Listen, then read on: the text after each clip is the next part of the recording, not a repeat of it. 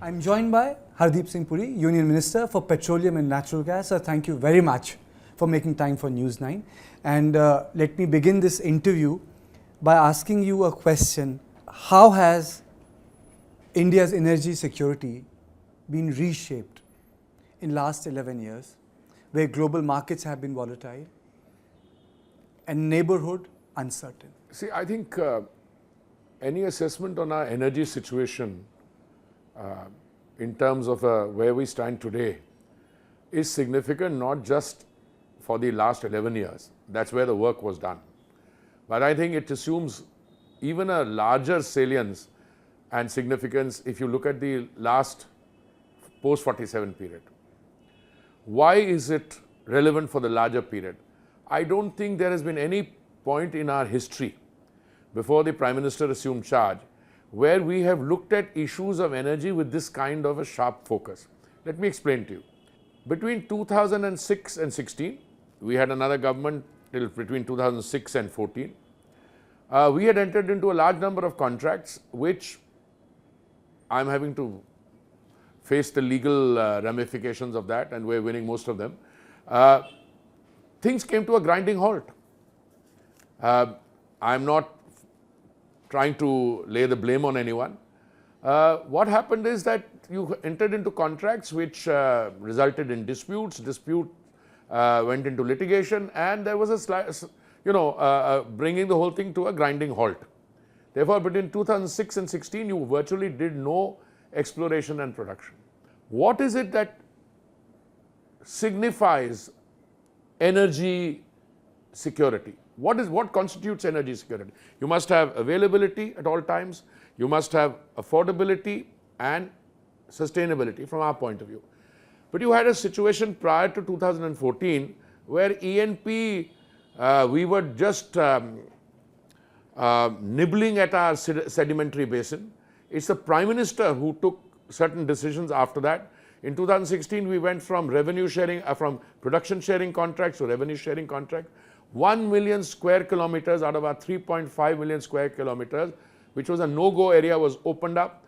In the 9th round of the open acreage licensing policy, 38% of the bids came in that 1 million square kilometers. And I'm more than certain, I'm sure, that when we get the bids for the 10th round of OALP, open acreage licensing policy, most of them will come in that 1 million square kilometers opened up. Where were we on biofuels in 2014? I'm jumping. Availability, affordability. We were just blending about 1.5% of our overall crude oil and petroleum with biofuels. We had a target of 10% by November 22. We did that 5 months in advance. And we have a target of 20% for 2030. We brought that 5-6 years in advance. So biofuels we've moved. We've moved on exploration and production. For the first time, I can look you in the eye and say, yes, we've actually found oil and gas. I mean, small finds, but there is a dynamic to the world of exploration. I mean, the latest big find is Guyana, where, they had to dig, I think, 45 or 46 wells offshore, each costing $100 million. It is on the 47th well that they struck oil. I have always been of the view, and there are many in the government who share my view, that there are many Guyanas waiting to be found in the Andaman Sea. You get one Guyana, this country will be the lead economy in the world. Not just third or second, it can do wonders for us. But let me tell you what went wrong before 2014. I think there was a unhealthy, maybe not written, but a collusion between the government and parts of the energy sector. Today, and when we inherited 2014, the situation, most of the international oil companies had got fed up of us. They had gone away. We are bringing them back. One of them is signed up with ONGC, BP. They're trying to re-energize and rejuvenate the Bombay High wells. They're very optimistic about it. Petrobras of Brazil is providing technical services to Oil India in order to be able to do seismic surveys. So E&P is going up, biofuels are going up, enough availability, government cut its own revenues to bring down the prices, came down by 13 and 16 rupees on account of two reductions. So today energy, I can tell you, and I have not even spoken about green energy, which is So this is the roadmap for energy affordability because we are import dependent? No, we are doing both. You would ideally like to do it all yourself. But if you have had a lost decade between 2006 and 16, you couldn't do it. If I see, there is one thing, it costs a lot of money to dig a well, $4 million onshore, 100 million offshore, but it has a gestation period of 8 to 10 years. What I do today will really start fructifying in 5, 4, if you're very lucky, 4, 5, 6, 8 years of time. You need a lot of money. People have to invest. So we've revised our laws. Our existing legislation was 1948 vintage. It covered both the coal mining and other mining and petroleum leases. We've got a separate law. We put it in the in the public domain for consultation. We took it to Parliament. Parliament, both houses have cleared it, and now even the rules and regulations under that have been cleared. So new legislation, willingness by the government to tweak in order to bring in collaborators, both domestic and foreign, massive moves on biofuels, very good beginnings on green hydrogen. We've floated one of our companies, IOCL, 10,000 tons of green hydrogen tender, and I think it's one of our own companies which won it. So these are good signs. So a lot of people would like to know, when will the fuel prices come down? No, I think those who want to know when they'll come down should first applaud the government that they are actually the lowest in the world. The government reduced the excise on 2 occasions, November 22 and May 23. They brought down the price of petrol and diesel. They reduced the central government cess. BJP governments reduced their VAT, and petrol and diesel prices came down by 13 rupees and 16 rupees. So they're down. It's a very valid question.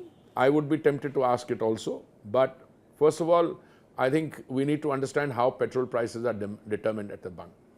Cost of extraction per barrel at the point of production. Cost, add to that insurance, freight, refining margin, dealer margin, state and central taxes, and that's how you get a price. Today, petrol and diesel prices are amongst the lowest in the world, perhaps the lowest if you compare, produce similar, as they say in trade term, similar products. You make adjustment for exchange rates, etc. And exchange rate is a very important factor because a lot of your 50% of your gas and 80+% of the crude is imported. If crude prices remain as they are, in the range between between $60 and $65, my friend, I can tell you prices will come down. When? I'm not a soothsayer. It's not the government which sets the prices, it's a deregulated sector. Yes, government has a encouraging role to play. Government can felicitate, and the government does that. That's a good news. So what are the strategic dividends of Operation Sindhu? Well, in order to really understand Operation Sindhu, you should look at the history of 1947 and beyond. There is one country, one part, and I don't want to make this a foreign policy interview, which has used terror as an instrument of state policy, which has consistently tried to undermine the more successful part. These are countries, 2 countries born from the womb of the same mother. Okay? What happened is, because of the nature of the partition, the people who were involved, I would say, and with a degree of regret, that the full measure of what constitutes an act of terror was not understood, and the governmental response prior to the Modi era, prior to 2014, was characterized by a degree of, we don't have choices. In fact, one of my colleagues wrote a book, Choices, and said, strategic restraint. Yes, you need strategic restraint. But if you go on misbehaving with someone and that person says he's exercising strategic restraint, your capacity and propensity to misbehave is only going to go up. So what happened here is, prior to 2014, I remember that fateful evening when the 26/11 attack took place. I was actually at a private function hosted by a very well-known person. When on the TV you saw, Mumbai burning, And on that dinner table at that stage were very important people, including some who are, in leadership positions in the opposition. And it was business as usual. And that gentleman, after sitting there for that dinner, went to a party in the farmhouse. I'm not naming anyone because I don't want to make a political interview. Well, I had at that time on the table with me Shri Brijesh Mishra, somebody who used to edit a newspaper, one of the existing editors of the newspaper. Many people told the story. And what did we do after that? What did we do after that? But come the Modi era. So today you made it clear to the world that you are responding to an act of terror. And please understand fully the ramifications of what constitutes terrorism. There's no such thing as a good act of terror or a bad act of terror. I mean, some people will justify it by saying, one man's terrorist is another man's freedom fighter. It's a very different context. If you go and kill innocent civilians, I think there is only one answer. That you ought to be taught a lesson, a new template needs to be set, and Operation Sindoor is that. The response was swift. It took 22 minutes and 9 places. Is not my assertion. I know about this press, somebody claiming something. Forget about that. The empirical evidence of terror havens in Muritke, in Bhavalpur, in the Noor Khan Air Base. This has been made available by commercially, put in the public domain by commercially available satellite imagery, which is there for everyone to see. No one can deny it. Is there any imagery on what has happened on our side? Allegation. I don't want to get into that. Let me tell you, if you have a thinking government in Pakistan, I'm not so sure, I'm made in that country. With Modi ji in power, I would think twice before doing something else. Because the entire range of instruments which are at the government's disposal, they have not been used yet, they could be used. And this nuclear blackmail, this, that and the other. I mean, there's a country where does not have electricity. I was about to ask this, has Prime Minister Modi called off the nuclear bluff? Well, I wouldn't say. I think he's sent a very powerful signal that we will not be subjected. And therefore, I don't want to go into more details. You should interview the foreign minister. But on the energy front, they put off their electricity at 8 o'clock in the evening. They don't have electricity. There was a big clamor. You should hammer them a little more. But, I think the Prime Minister has both the wisdom and maturity and the sufficiency of the message. Well, and I think it's a very powerful message to anyone else. You indulge in behavior like that, you'll get it back. Let me take you to a subject which is close to you.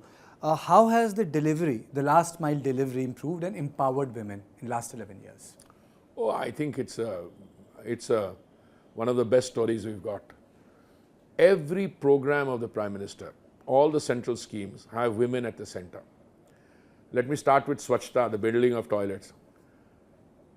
But let me start with something even more basic. What was happening before 2014 is India was growing. You can grow a country, but you can also make sure that that growth results in deep-rooted divisions. Let me explain. You can have a GDP going up, but it's not being evenly spread. Women, who not only constitute 50% or more of our population, for the first time found that all the central schemes had them at their center, not in the periphery. That's why when you went in for women's reservation, where you went from women-centered to women-led development. Let me explain it. Swachhta scheme and the building of toilets. Don't go into whether it's 13 crores or 14 crores. That's a significant and admirable number in and of itself. There's something more serious. It's the dignity of the girl child. Young girls, if they don't have a individual household toilet, what we call IHHL, or a neighborhood community or a missing toilet, you go out into the fields in the rural areas. Okay? Number one. So the biggest beneficiaries, I think, in this Swachhta scheme and the building of toilets, it's not about numbers. I think when you convert a government scheme of the government to a scheme of the people and you have a Janandolan, you've already done something revolutionary. Pradhan Mantri Awas Yojana, all right, 4 crore homes being built is huge. When you give that number, 4 crores, what, 40 million? 40 million, countries don't have populations of 40 million, I say. A lot of countries in the world, 6, 8, 9 million population. Here you build 40 million homes. But in whose name is the title of the home, name of the lady of the house. If this is not women empowerment, what it is? The Ujjwala scheme, everybody talks to me about, and I'm partly responsible for this narrative. I think we should nuance it. People turn around and tell me, "Or bada sasti gas dila rahe." Arey mere uncle, it's not that sasti gas, it's something more. When we had 2014, we had 14 crore cylinders. But Kartikeya, they were primarily urban allottees. You could get a gas cylinder in a city. So Modi ji did two things. We moved from 14 to 33 crores, virtually saturating the entire population, length and breadth. But when you introduced the Ujjwala scheme in 2016, 80% of those 10 crore plus allottees of Ujjwala are in the rural sector. That is the beauty. You've taken it now, you've used the Prime Minister's scheme to unify, to take development down to the grassroots level. Let me give you a small example.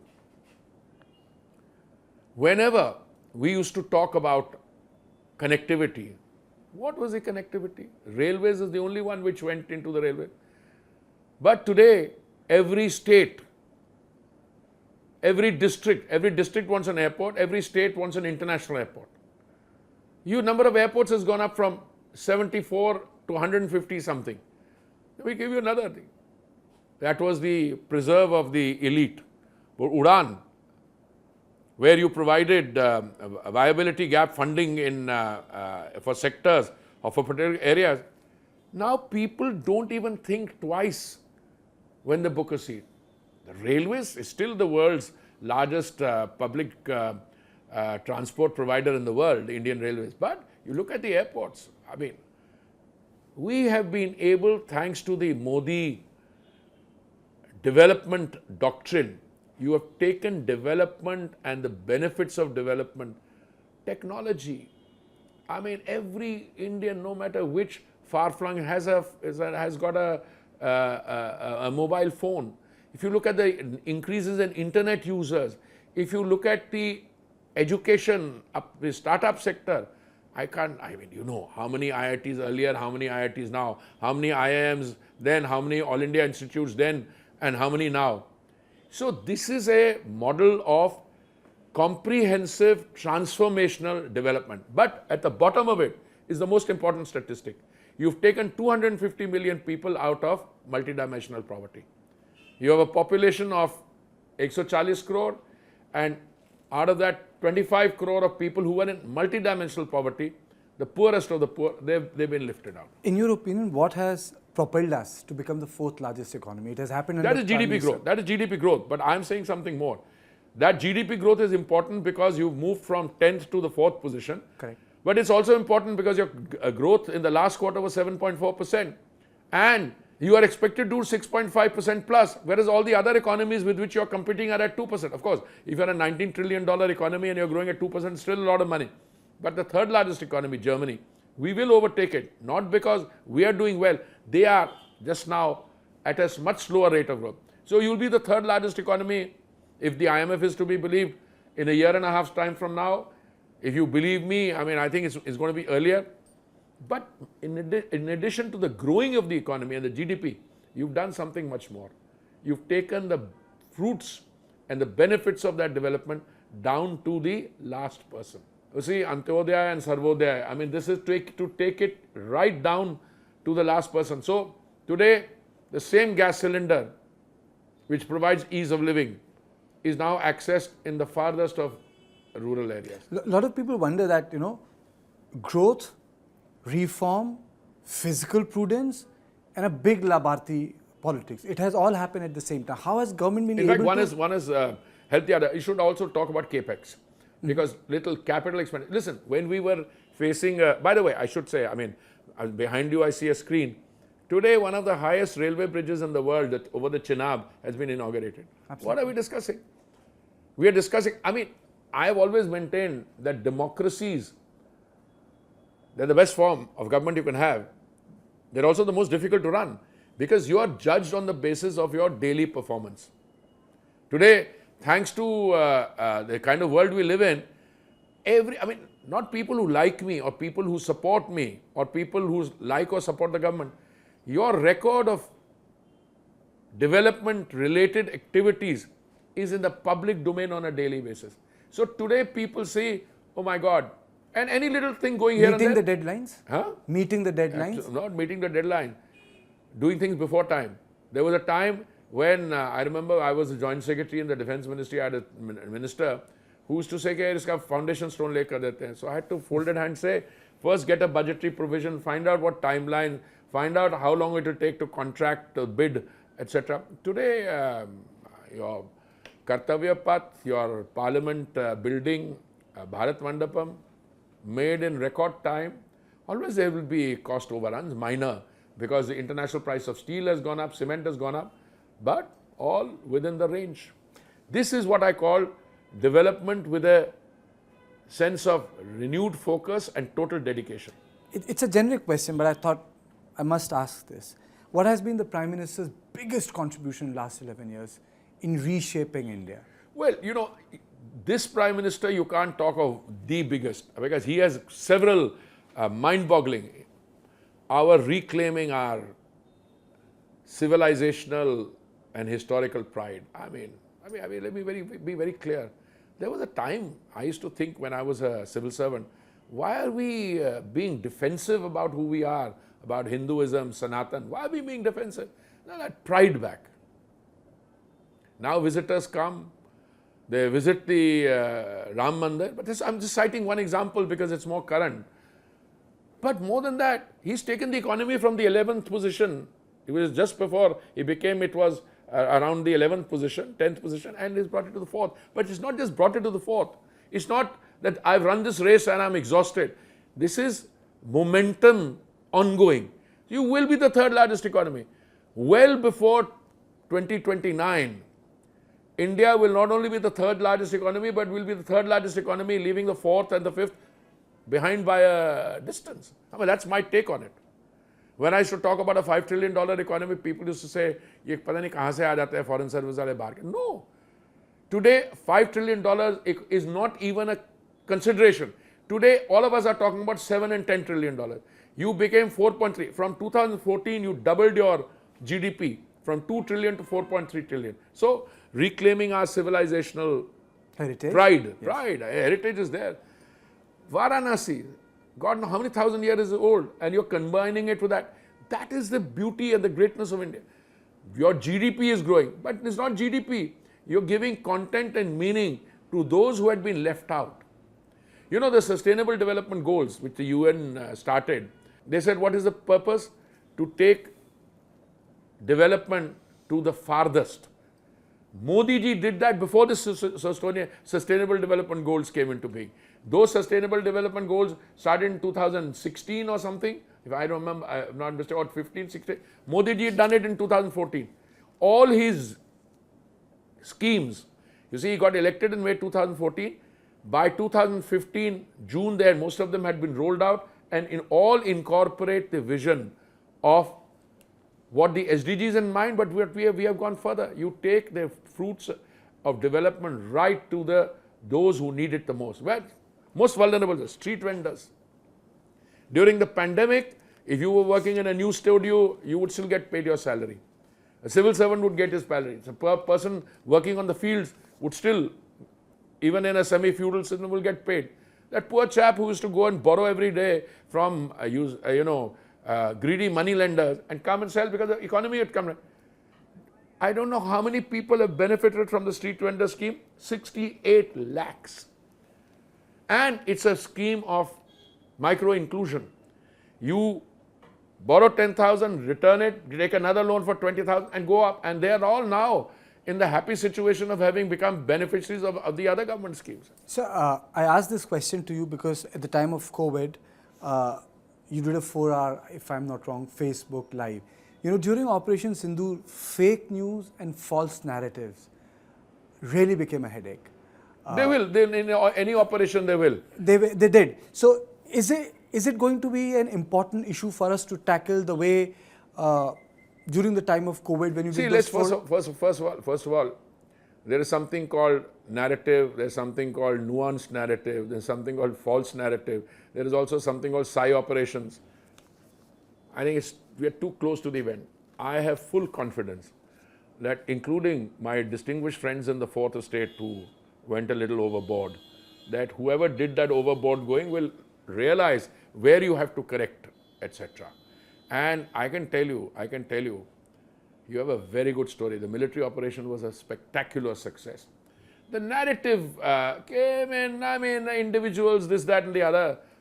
Fortunately, I don't have responsibility for those portfolios, but it will be corrected.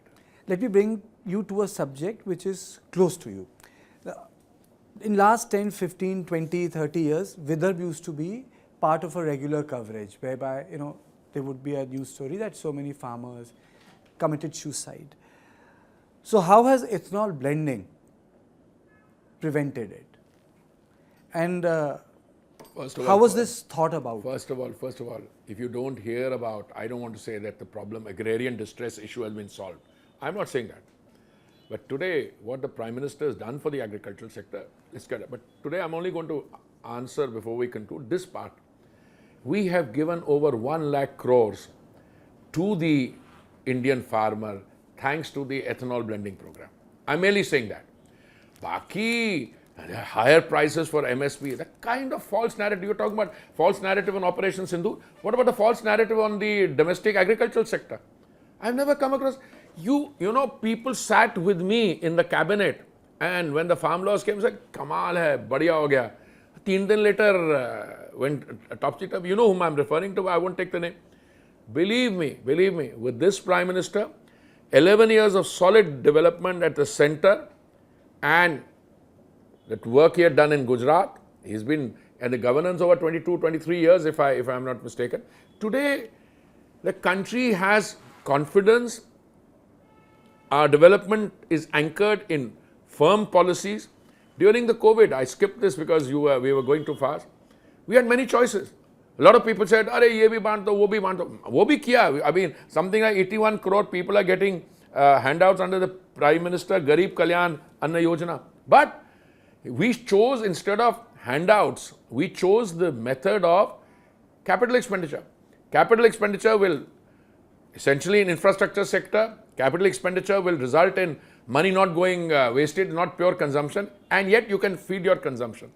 The fact that your energy sector is doing well, that is how you're able to, because of the revenue collected. By the way, my OMCs provide about 19% of the country's revenue. That's why you can carry out all these schemes which I mentioned. And my last question, before we close in the interview, how has been your experience of an aspirational district? You have been minister. I am very, very, very fortunate. I had adopted a district called Sonbhadra, and when I was given that district, it had a ranking of 112 out of 112. Today it's in the top 2 or 3, and sometimes goes up, comes down, but it's in the top 2 or 3. And I'm very privileged to be associated with it. Congratulations and thank you for speaking to us. Thank you, sir.